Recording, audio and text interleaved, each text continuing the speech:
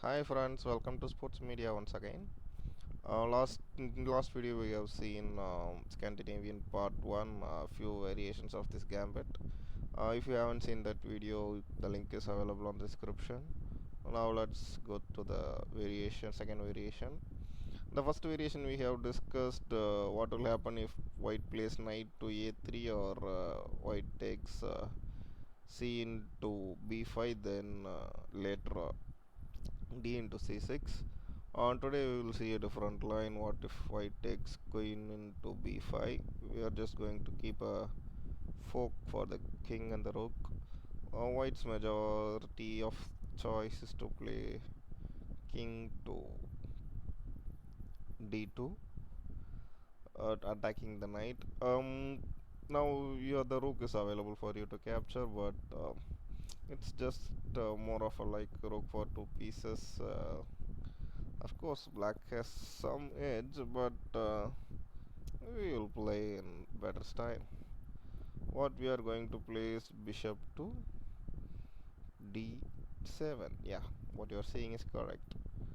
Now obviously white can take this, or white can take this. We will see what to do for one by one. If suppose white takes this, the idea is quite simple.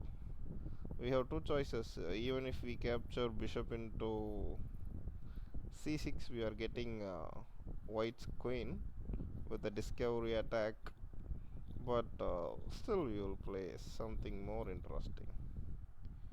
Bishop to f5.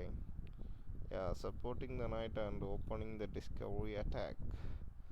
um, Most probably white will defend with his queen. So now can you spot the move which is going to shatter white into pieces? Okay, I hope you will find it. Knight into rook, queen into queen, rook into queen. Now see the position. White is restricted to go to his pieces because most of them are hanging.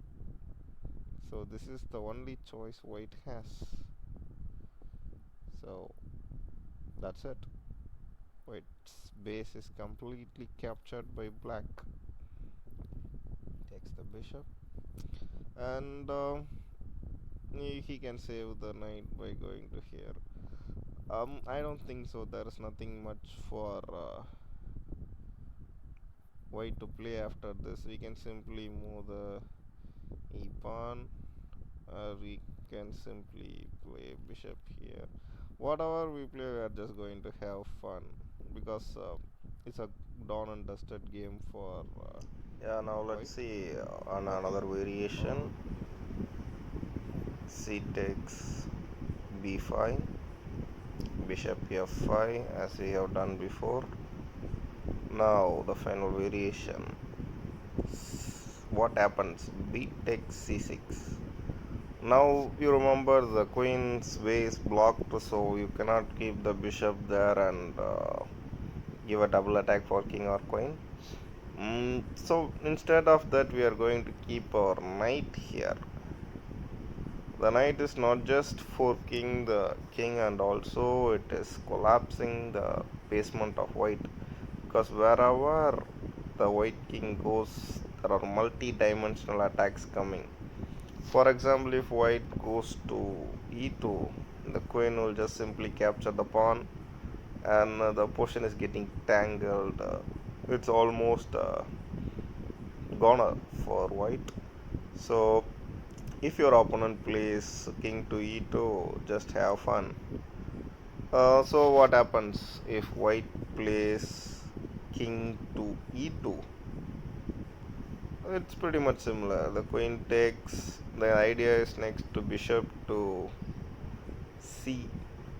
bishop to d3, and though there's nothing much for white, still he has to run. Later the black bishop will get involved, and we will get a similar mate. What we have seen in the previous video. So the only good option here is to go to d1. it's a comparatively good option, but still nothing is left for white. So now white has no other choice. He must move his knight to a3 because the bishop is threatening for a double attack for the king and queen at c2. So obviously white will go to knight a3. We are going to capture our pawn, and it's pretty much well worst controlled game for black from now on. Something if white could do from this position is go for a queen exchange as soon as possible. For example, defending the check, white will we are going to play e5 just to take the bishop and later to try this attack. At this position, if white is intelligent, they will definitely go for an exchange. What I personally recommend you to give an exchange, but you don't capture the white queen and give a tempo for the bishop to come to c4. So instead of that, you can simply play some more like this, because if white captures, your bishop will be standing on the same line for the knight, and next move you can capture this knight. There are a lot of things like that, so I recommend this. So white obviously wants the exchange, so he will capture queen takes queen, bishop takes queen, and there's nothing for white to play with. If they play something like f3, you can just run away back, no much issues. If they try to develop something, first attack the knight with the bishop, pawn, then bring your knight out. That's it, guys. So we are clearly winning in this position with a excellent edge over the game. So hope you all liked the video. Don't forget to subscribe, share it to your friends. Thank you. Bye.